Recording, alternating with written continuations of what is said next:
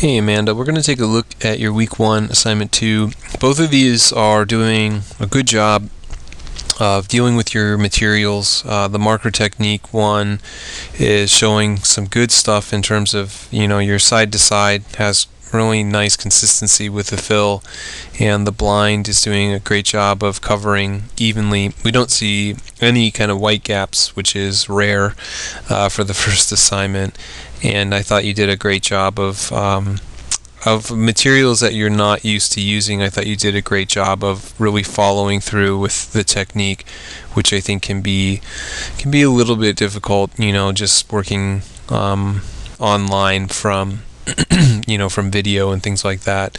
But you did a nice job with both of these. Colored pencil is also working out well. I think you could, if you can, try to be a little bit more aggressive with the colored pencil in a few areas, especially with the white. One thing that a lot of people do with the colored pencil is they kind of lay in one coat of colored pencil and call it a day, and sometimes you have to kind of lay in a coat as evenly as you can, and if it doesn't cover or make the impact that it needs to, you have to do it again. So sometimes you have to do even more than twice. So that's one of it is you just have to be patient. You have to make sure you're covering nice and smoothly. But the other thing is that you might have to go in a few times just to get it to show up clearly. This is more or less kind of the issue with gradients, where you have to be very aggressive with the colored pencil, and you're laying it in very, very hard, but then you have to kind of ease up and lighten, and then you'll have to go over it again just to kind of smooth things out even further. But I think it's looking good in all of these.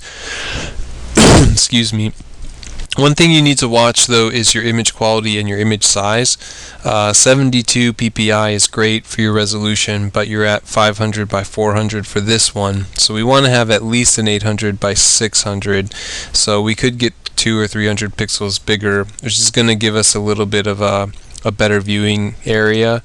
I also feel like there's a lot of compression issues in these. If I zoom in, even at 200%, which is not that much bigger, we can see pixelating here, and then you can see the compression blocking. So you can see these little tiles of well, basically it's just compression of the program, kind of simplifying things.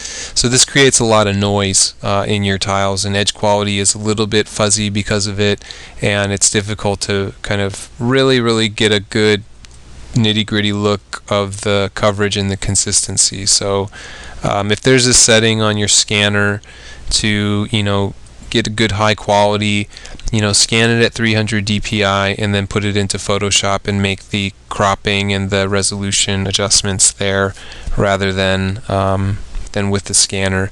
Also with Photoshop, if you go in and you go in to save, okay, you'll get this JPEG options. Make sure it's always at the maximum when you're saving it.